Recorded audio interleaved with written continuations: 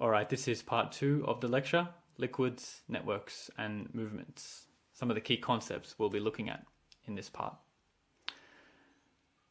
So as I concluded the last part, I mentioned that sociologists fundamentally are trying to understand globalization and particularly trying to understand what impacts it has had on human societies. That's what we study as sociologists. We're thinking about societies, we're thinking about human behavior, and we want to know how should we see this process of globalization? What are its key features and what are the major impacts it's having on individuals and on social organization?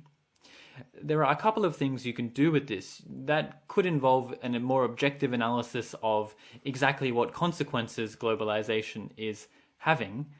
You might do an analysis of how globalization is changing forms of work, changing the organization of the workplace, and so on. But it also involves more subjective reflection on the merit of these changes. Do we see them as good? Do we see them as bad? There is a lot of debate, both in sociology and in the wider public, about the merits of globalization. And sociologists contribute to this debate, both with the kinds of data they can produce, the kind of arguments they can make, but also with this more subjective reflection. You'll see here how sociologists have come up with a range of concepts and ideas to help us understand globalization, to help us capture the nature of globalization-related changes. And you've also seen the kind of theorists we discussed today, how they have their various subjective opinions on the merits of some of these changes. Some of them are more positive about them, others are a little bit more hesitant about these changes. Still more oppose them outright, but we'll get there. I just want to throw a few concepts at you here and show you how some sociologists have thought about the process of globalization. So we're starting here with the Polish sociologist Zygmunt Bauman. And one of Bauman's most influential concepts is the idea of liquid modernity. If you remember back to week 2, we talked about modernity and the idea that the early sociologists were looking out at this new world in the 19th century, and they were defining it as modernity. They were saying there were traditional societies, now there are modern societies, and they were trying to understand what makes the societies in which we live distinctive, what makes modern society so unique in comparison to the societies of the past. Many theorists like Bauman are trying to do the same thing today. They're looking out upon the world in which we live, and they're saying, I think it is fundamentally different from the world that the classical sociologists were working in. So maybe rather than talking about modernity, we should talk about post-modernity. Or maybe in the case of Bauman, we should talk about liquid modernity. And Bauman's key metaphor for understanding the nature of the contemporary era is this notion of liquidity. And what does he mean by that? The idea of liquidity comes from a comment that Marx made in one of his writings. The idea that with the emergence of modernity and capitalism, all that is solid melts into air. As Marx sees capitalism as a fundamentally corrosive force that starts to cut away at old loyalties, old ties, old forms of thinking, religiosity, ways of living, and so on. All that we could hold on to melts into air. And Bauman takes this further than Marx, and he sees this idea of liquidity as being really the key feature of the world in which we live. Bauman's idea that with the process of globalization comes this increasingly liquid social world that we live in. Again, what does he mean by that? Well, he means that increasingly today there is more demand for flexibility on the individual. Things like rooted attachments, permanent roles, fixed identities, all of this starts to melt away, and there is a growing push towards change, mobility, flexibility in all parts of society. So rather than, say, being with one company for our whole lives, starting at the bottom, working our way up, Bauman's idea is that increasingly today we're living in a world of short-term contracts, of people jumping around different countries, rather than perhaps working in the same environment, living in the same environment. People are more mobile, they're moving around, they might change careers more often. There's that sense of losing solidity and stability.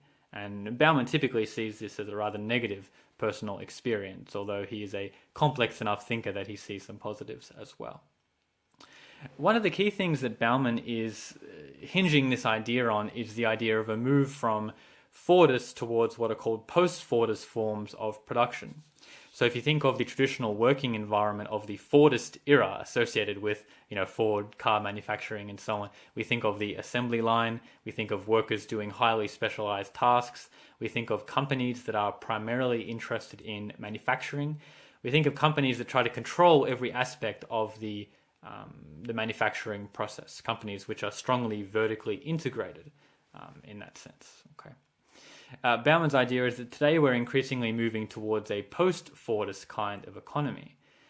What does he mean by that? Well, in post-Fordism, we're increasingly not thinking about manual work. We're thinking about more technological work, more white-collar work as well. The impact of information technologies becomes particularly important here. There's a move away from the production of goods towards the production of services. There's an increasing mobility of capital. So rather than the big companies having, big factories, big machinery, strong presences, companies tend to be more agile and more flexible. They're able to move around the world and take advantage of the fact that different jurisdictions might have different policies on, say, things like tax rates. Okay. So all these things are characteristic of the move to post-Fordism and the move to what's called post-industrial societies more generally. That is the move away from a manufacturing base towards a service sector and all the changes that come with that. And again, Bauman sees these changes as being characterized by the disillusion of stability in employment. There's a lot of talk socially about the fact that it's harder for people today to get any kind of permanent employment. Employment tends to be contract-based, increasingly it tends to be casualized. And for Bauman, this can be seen as one of the impacts of globalization on the general nature of economies, particularly in these kind of advanced post-industrial economies. It becomes harder for the individual to cement themselves in a particular company, and companies want individuals who are flexible and who are mobile. It can in fact look bad on your CV if you've stayed in one company for too long. A lot of employers want to see that you are able to adapt to their demands, I would assume. Okay. And you might think, what does that do to the individual's relationship to their community, to their families, to all these old forms of very fixed and rooted identities? For Bauman, these things start to dissolve because of the impact of the demand of flexibility on the individual. Okay. Different sociologists here. This is Catalonian sociologist Manuel Castells.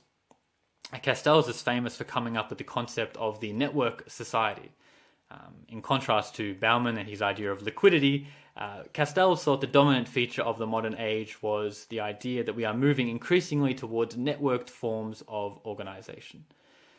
Now, like Bauman, Castells is linking this to the move from an industrial economy to a post-industrial economy. And again, we're referring here to a move from economies which produce goods to economies which largely produce services. So a move from manufacturing as being the key product, or the key way of making products that are then sold, towards economies like modern Australian economy, which is increasingly based upon the buying and the selling of services, whether white-collar services, administration services, education services, something like that. Okay.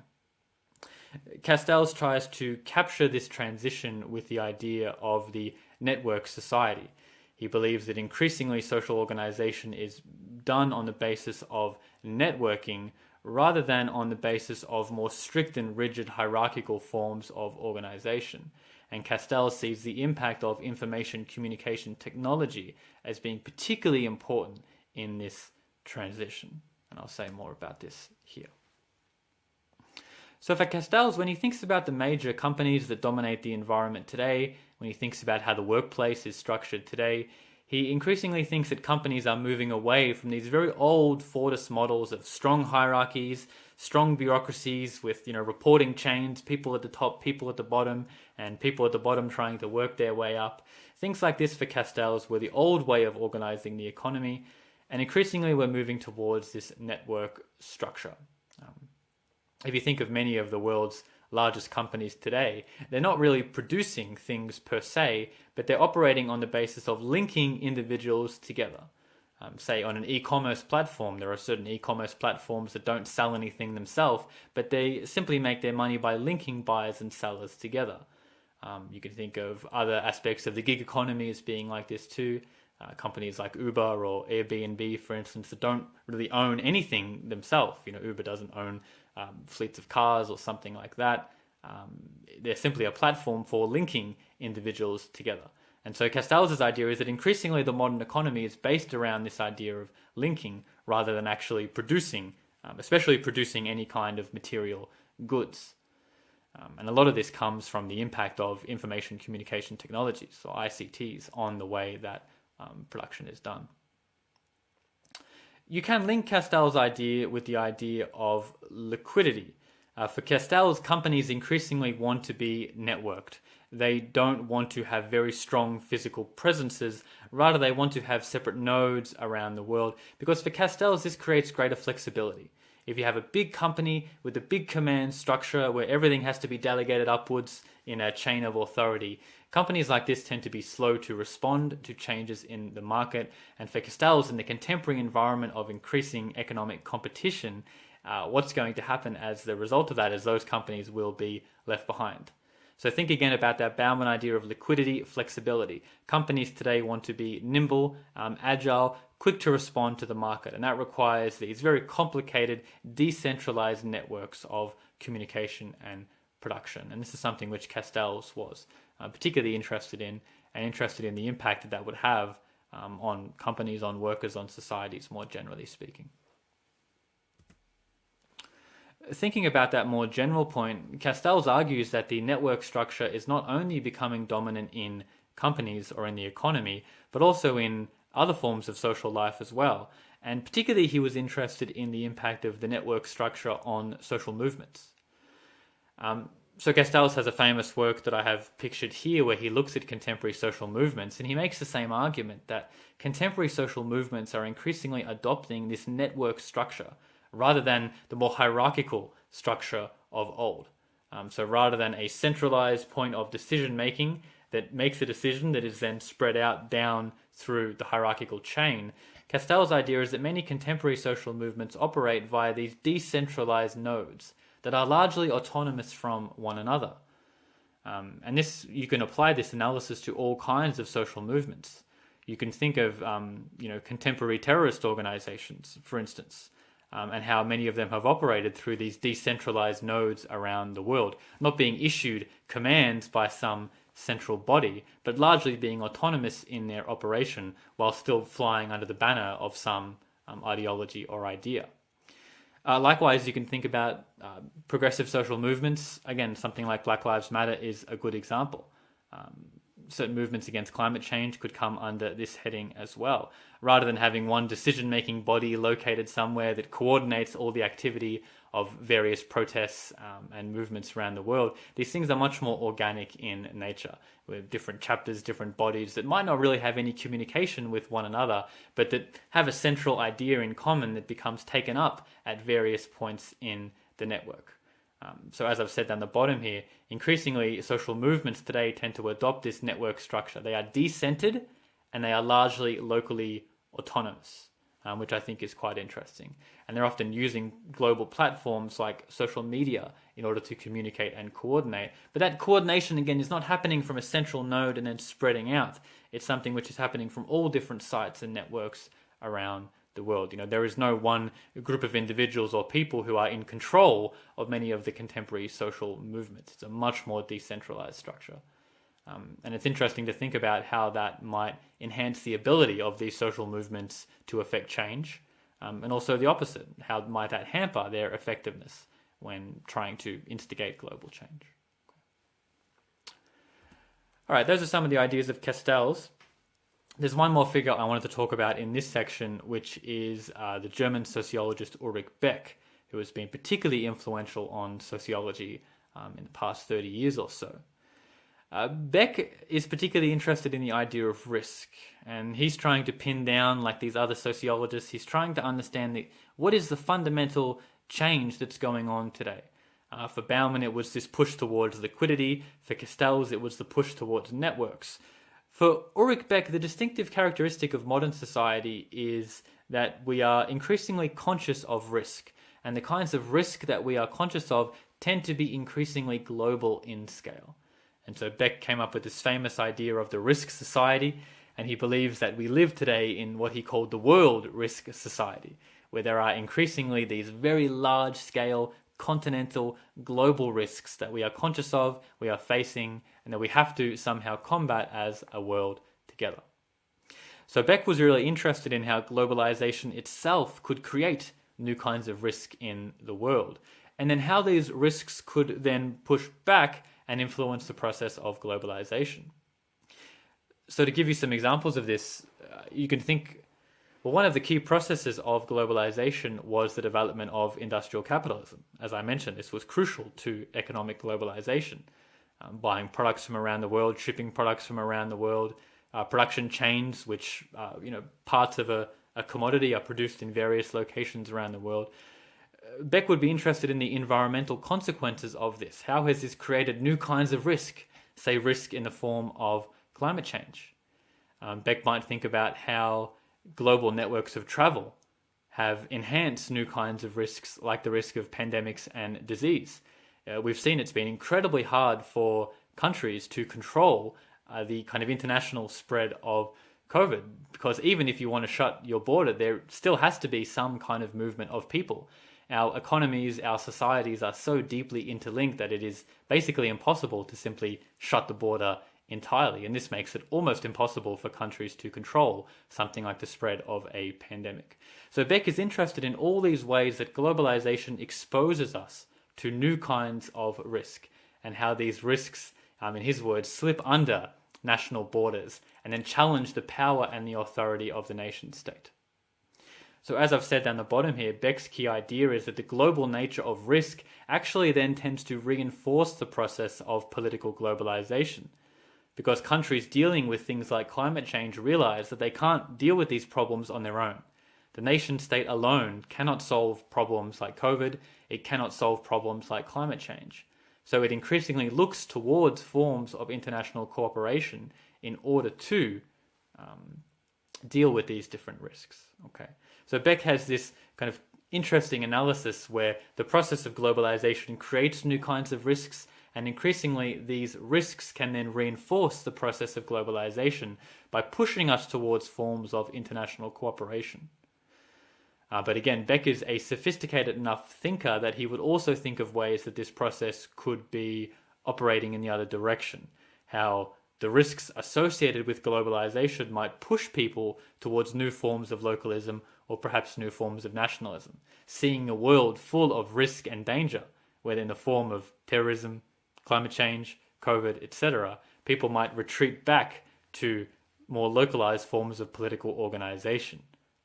And say, well, maybe it's a good thing if we close the borders entirely. Maybe it's a good thing if we decouple our economy from the rest of the world so we can weather some of these risks better than other countries have. So again, it's something you might think about personally. It's something you might discuss in the tutorials. How do you think these new forms of global risk are changing people's perceptions of globalization? Do you think they're encouraging people to want more globalization, or do you think they're encouraging this pushback against globalization? And I'll talk a little bit about that in the last part too. A few other interesting things on Beck. Beck is really interesting because he believed that the process of globalization should challenge the way that we do sociology and challenge the way we actually approach doing our studies in the world. It's very common for sociologists, when they say the word society, to immediately think of country or nation state. We talk about Australian society, Chinese society, British society. We tend to associate countries with the word society. But around about the 1990s or so, there were this whole group of scholars, and Beck was one of them, and they pushed us to reconsider this idea. And they said, why not adopt the idea that today we live in one global world society? Theorists like Beck, German sociologist Niklas Luhmann was also very influential in this process. They argued that today there was only one society. It was one global society. If you're analyzing the economy, if you're analyzing culture, any of these phenomena, you need to think globally. The world of science is not done nationally. Scientists communicate with other scientists around the world. The world of art and culture is something which is global as well. The economy is certainly something which is global. So for Beck and other theorists, the idea was, why were we still thinking in terms of national societies, trying to compare national societies and so on? It didn't make any sense anymore. And there was a big debate around this time about these kinds of ideas, which continues today. But Beck had this basic idea which he called methodological cosmopolitanism. And he opposed this to what he called methodological nationalism. So methodological nationalism was the idea that one should only focus on individual societies when doing an analysis, whereas methodological cosmopolitanism was the idea that you can't analyze one country in isolation. You have to think about its place in an increasingly global system, or perhaps in an increasingly global society. I think a good example of this to conclude this section is how we think about something like CO2 emissions in different countries. And if you look at the data I have here, this is a classic example of methodological nationalism.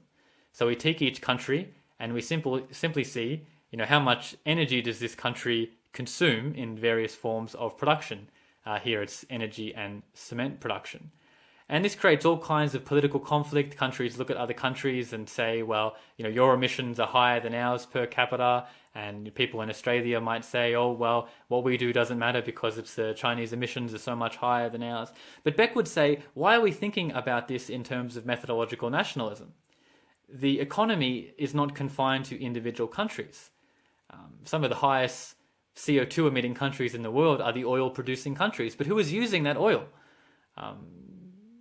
If you think about China and the emissions created by China, how much of that is a result of industrial production because of goods which are then bought in other countries around the world? So I think Beck gives you a really nice example here of why thinking about the world as one interlinked global system can actually be more useful for thinking about some of the social problems we face. CO2 certainly doesn't respect national borders. And for Beck, this is something where we really have to adjust our thinking to not be looking at individual countries, trying to tabulate their CO2 emissions and compare with other countries, to apportion and point blame on the basis of that. Because the world economy is so deeply interlinked, any emissions in one country are probably the result of economic demand factors in many others. Okay, and I think, again, this is a good example of how methodological cosmopolitanism could be applied to thinking about some contemporary social issues. I think that provides a nice segue into our discussion of the material in the next section. Let me just conclude briefly here. As I said at the start, if we think about our classical sociological theorists, they were writing at a time of great change. Marx, Weber, Durkheim, in the midst of the 19th century, were seeing social transformation. And they tried to come up with concepts that they could use to understand the distinctive character of the age. Weber spoke about rationalization. Weber spoke about capitalism. Durkheim spoke about anomie and organic solidarity, and hopefully you remember these concepts. In a very same way, that's what theorists today are doing. They're looking out upon the world, they're noticing significant changes. They say we're no longer living in the world of the 19th century, we're perhaps not even living in the world of 2 or 3 generations ago. There's been so much change that we need new concepts and new ideas to capture the nature of these changes. And concepts like liquid modernity, the network society, the risk society, all of these are attempts to pin down what's going on and what's changing. Bauman says we're moving towards more flexible, more liquid social structures. Castell says we're moving towards more network forms of social organization in all aspects of society. Beck says it's all about risk. We're experiencing new risks, global risks, and the effects this is having are quite significant. Okay. You can agree with all of these concepts, you can agree with none of these concepts. They're all different ways to pin down the unique spirit of the age. And this is something which sociologists have always been concerned with. As you see, from Marx, Weber, Durkheim on, there's that attempt to characterize the key features of the eras in which we live. And hopefully some of these concepts help you think about the changing nature of the societies in which you live. That's the end of part 2. Come back for part 3 and we'll talk about globalization and inequality.